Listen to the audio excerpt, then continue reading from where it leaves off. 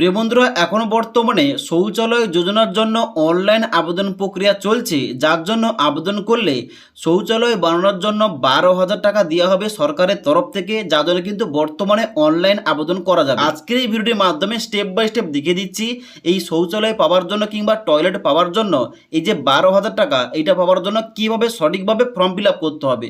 কারণ সঠিকভাবে form fill up করলেই যে ভেরিফিকেশন অফিসার বাড়িতে আসবে এবং দেখবে, চেক করবে, যদি তোমাদের সমস্ত কিছু ঠিকঠাক থাকে তোমাদের কিন্তু ব্যাঙ্ক অ্যাকাউন্টে 12,000 টাকা দিয়ে হবে শৌচালয় বানানোর জন্য। তো এখন তোমরা দেখে নাও তোমরা কিভাবে স্টেপ বাই স্টেপ এখানে তোমরা ফর্ম ফিল আপটা করবে। ওকে, তো ফর্ম ফিল আপ করার জন্য কিন্তু সবার প্রথম তোমাদের এই অফিসিয়াল ওয়েবসাইটে আসতে হবে। এবার এই অফিসিয়াল ওয়েবসাইটের লিঙ্কটা আমাদের এই ভিডিওর নিচে দেওয়া রয়েছে, সেখান থেকে তোমরা ডাইরেক্ট এই পেজে আসবে। এই পেজে আসার পর তোমাদের কি করতে হবে, এখানে একটা অপশন দেওয়া রয়েছে সিটিজেন রেজিস্ট্রেশন, এই অপশনটায় ক্লিক করতে হবে। এই অপশানে ক্লিক করার সঙ্গে সঙ্গে পরবর্তী একটা পেজ খুলবে, যেখানটায় তোমাদের মোবাইল নাম্বার দিতে হবে। এই ঘরটায় তোমাদের 10 সংখ্যার মোবাইল নাম্বার দেবে।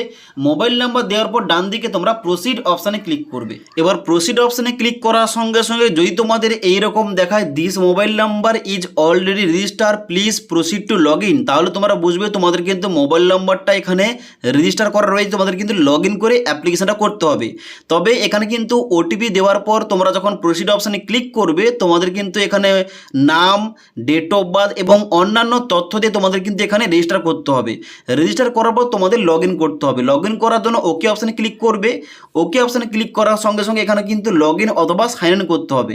এখানে তোমাদের কি লাগছে লগ ইন করার জন্য, এখানে এন্টার মোবাইল নাম্বারের জায়গায় তোমরা যে মোবাইল নাম্বারটা দিয়ে রেজিস্টার করলে ওই মোবাইল নাম্বারটা বসিয়ে দেবে এবং গেট ওটিপি অপশানে ক্লিক করবে। এবার গেট ওটিপি অপশানে ক্লিক করার সঙ্গে সঙ্গে তোমাদের রেজিস্টার মোবাইল নাম্বারে ওটিপি যাবে। ওটিপিটা নিচের ঘরটায় এন্টার করার পর নিচের দিকে এখানে ক্যাপচা কোডটা দেখে দেখে এই ঘরটায় পুট করে সাইন ইন অপশানে ক্লিক করতে হবে। এবার সাইন ইন অপশানে ক্লিক করার সঙ্গে সঙ্গে তোমাদের পরবর্তী ড্যাশবোর্ডটা এইভাবে খুলবে। তোমরা কি করবে, বাম দিকে এখানে 3 ডট অপশানে ক্লিক করবে। ক্লিক করার সঙ্গে সঙ্গে দেখবে তোমাদের এখানে প্রথম একটা অপশান দেওয়া রয়েছে নিউ অ্যাপ্লিকেশান, এই নিউ অ্যাপ্লিকেশান অপশানে ক্লিক করবে।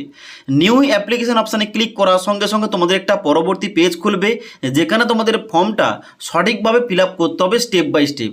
যার মধ্যে প্রথম কিন্তু স্টেট ওয়েস্ট বেঙ্গল অটোমেটিক এখানে কিন্তু উঠে গেছে। এখানে কিন্তু তোমাদের নিচে ডিস্ট্রিক্ট নেমের জায়গায় তোমরা কোন ডিস্ট্রিক্টের আন্ডারে আবেদন করছো এখানে কিন্তু তোমাদের ডিস্ট্রিক্টের নামটা সিলেকশন করতে হবে। তারপর তোমাদের ব্লকের নাম সিলেকশন করতে হবে, তুমি কোন ব্লক থেকে আবেদন করছো। তারপর তোমাদের গ্রাম পঞ্চায়েতের নামটা তোমাদের সিলেকশন করতে হবে, তুমি কোন গ্রাম পঞ্চায়েতের আন্ডারে আবেদন করছো। তারপর তোমাদের সিলেকশন করতে হবে তোমাদের গ্রামের নামটা, তুমি কোন গ্রামের আন্ডারে বসবাস করো।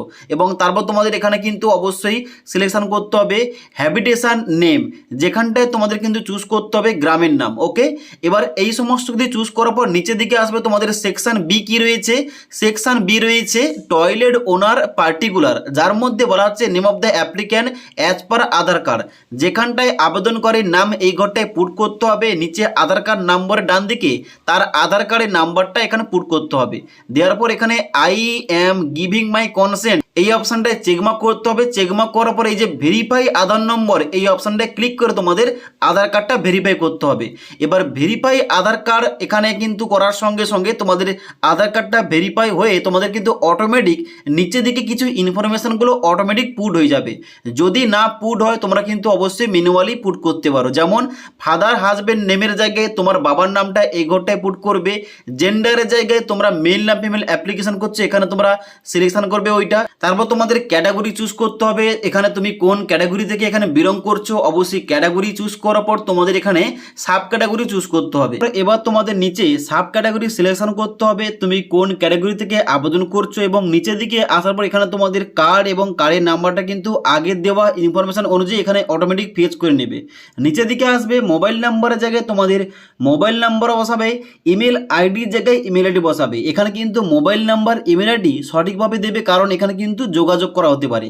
নিচে অ্যাড্রেসের জায়গায় তোমরা গ্রামের নাম এবং পোস্ট অফিসের নাম লিখতে পারো। নিচের দিকে আসবে সেকশন সি তে তোমাদের এখানে ব্যাংকের ইনফরমেশন, যেখানটায় তোমাদের আইপিসি কোড এই ঘরটায় পুট করবে। এবার আইপিসি কোডটা দেওয়ার সঙ্গে সঙ্গে ব্যাংকের নাম, ব্যাংকের ব্রাঞ্চের নাম এবং ব্যাংকের ব্রাঞ্চের অ্যাড্রেসটা অটোমেটিক অটোমেটিক ফিল হয়ে যাবে। তোমরা কি করবে, নিচের দিকে আসবে।